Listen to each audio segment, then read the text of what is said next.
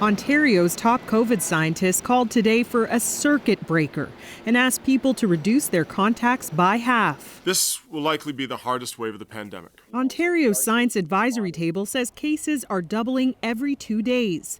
Without changes, the province could see between 6,000 and 10,000 cases per day by New Year's. Because of the speed with which it spreads, the cases that we see today, the cases that we see tomorrow, the cases we see on Sunday, will be the hospitalizations in 2 or 3 weeks from now. They warn ICUs could get overloaded fast. The numbers that we're expecting are so much higher than we saw during wave 3. And that's really a feature of how quickly this virus is spreading and how much more transmissible it is. Lab research from Hong Kong, not yet peer-reviewed, tries to explain why it is so contagious, finding Omicron multiplies 70 times faster than the Delta variant in the bronchus, the passageway from the lungs, and may be slower to replicate in the lungs. The researchers suggest that may result in milder illness. But as Omicron spreads in the real world, the picture around its severity continues to develop.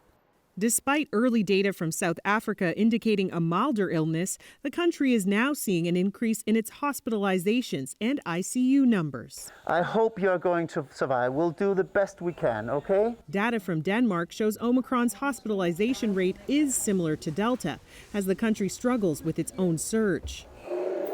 For now, researchers say with all the unknowns, provinces and territories need to do what they can to get ahead of this variant.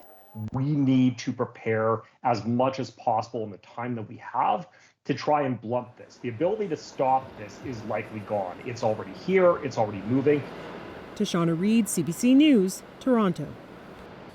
Now, infectious diseases specialist Dr. Suman Chakrabarty has been following along. Dr. Chakrabarty, restrictions, I mean, they ebb and flow, right, depending on where you live. But what about the universals, the kinds of masks we wear, the physical distance we keep, the time we spend with others? Given how contagious Omicron is, are those fundamentals less effective? I think the answer to that is yes, and I think that we have to rethink our entire approach. This is now a virus that's going to essentially expose all of us, and trying to keep away from it is not going to work very well anymore. But the good news is we have vaccination as protection as well as post-infectious immunity. These things together are going to allow us to coexist with the virus safely. And again, I always tell people that this virus, as time goes on, we have protection against it. We can get the vaccine for it, and I think that we can do this in a safe way. This is a much different situation than it was a year ago. What segment of the population should be paying the most attention right now? Who's most vulnerable? We know that individuals over the age of about 60 have the most vulnerability to infection by COVID. People who are unvaccinated, those with things like obesity, diabetes, high blood pressure. And I think these are the population we really, really want to get first doses into if they haven't gotten it. And if you've gotten 2 doses, get that 3rd dose because it really is going to help. I think that targeting this especially is going to be important in the coming weeks. Okay, Dr. Chakrabarty, you're going to be back in about 15 minutes time to answer some viewer questions, so don't go too far. Thank you for this.